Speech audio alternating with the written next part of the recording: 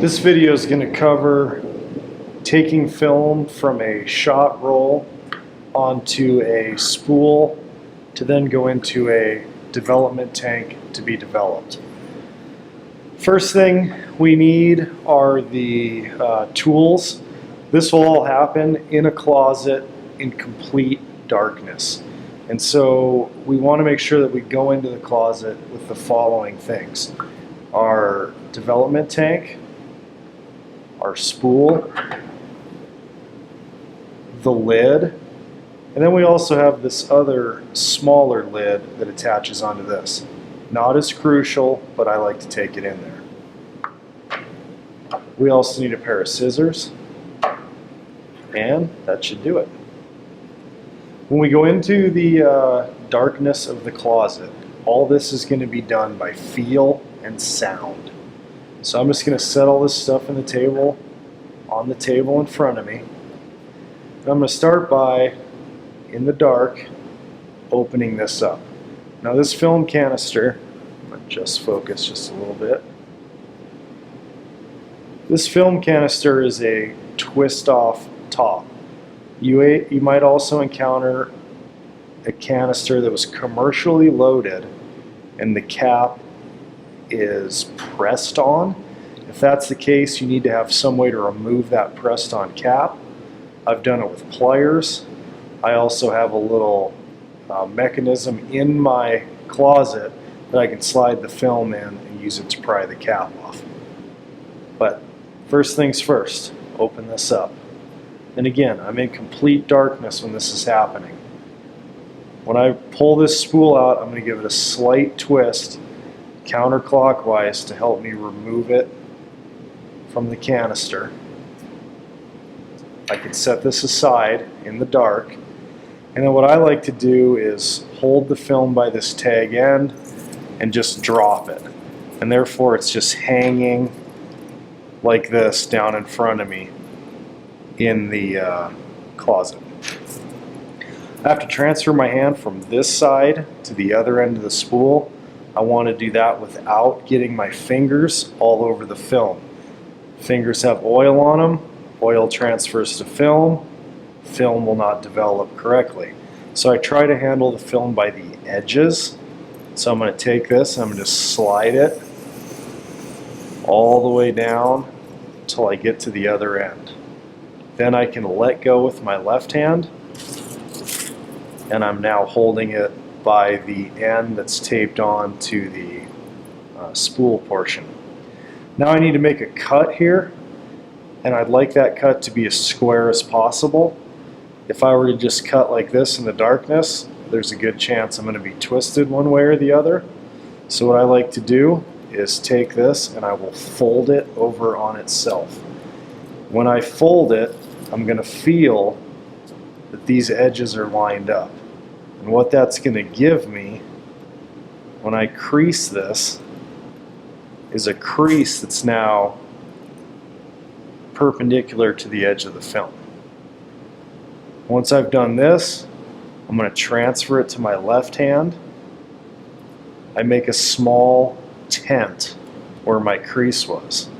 Then I reach to the table with my right hand, grab the scissors, and I don't want to cut my finger off, so what I do is I set these on my thumb, I open them up, and then I feel for that tent. And if I get off to one side or the other, I know that I've hit the edge of the tent, and I can pull back and then slide in. Okay, I rotate the scissors slightly, and I'm going to go ahead and make that cut. And if I've done this correctly, what I'm left with is a relatively square edge. I'm in complete darkness, I can't tell. It's either going to work or it's not.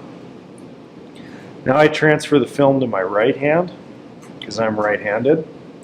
Everything would be backwards for you left-handed folks. I need to take the film now and spool it onto this spool.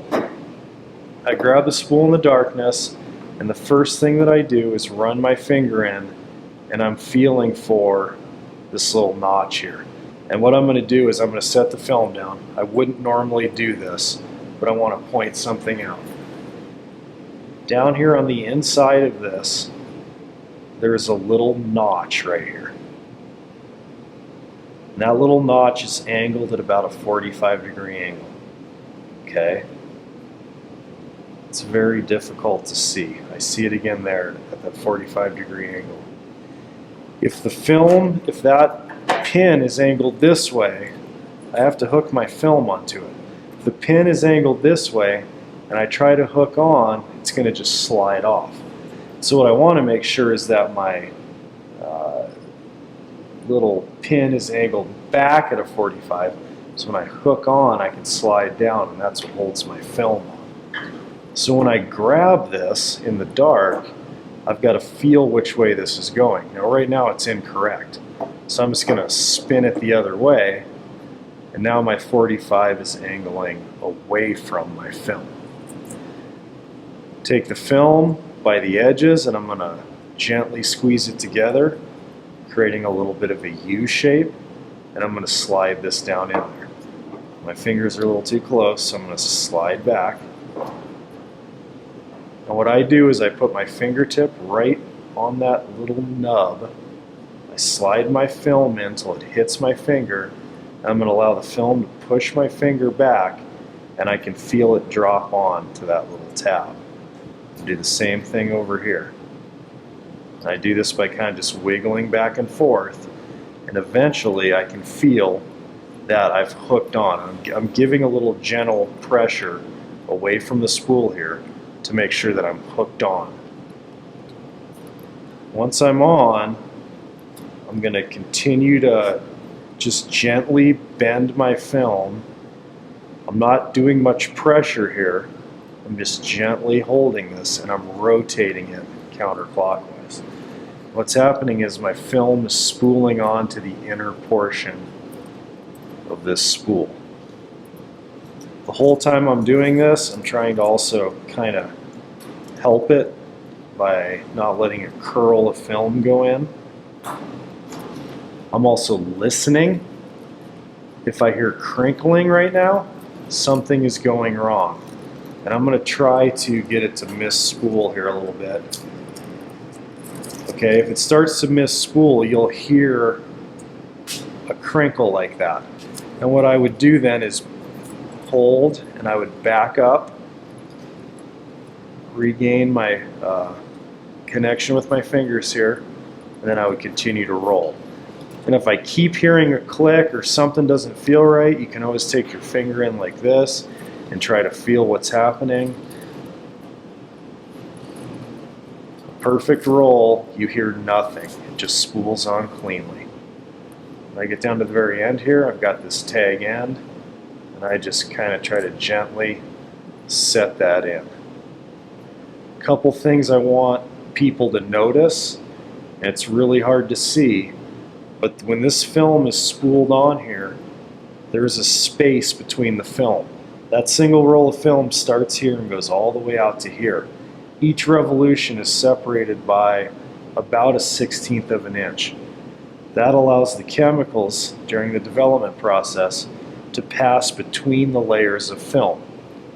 One very common mistake that people make is they want to wrap this film on really, really tight. If you do that, you don't get a space between, you get incomplete flow of chemicals, and it will not develop. Once I'm happy with this in the dark, I'm just going to drop it into my tank, take the lid, drop it on there, and you want to make sure that this lid goes down all the way around. I usually hold it kind of like this, and I just work my way around the entire edge. Now I can safely bring this out into normal light.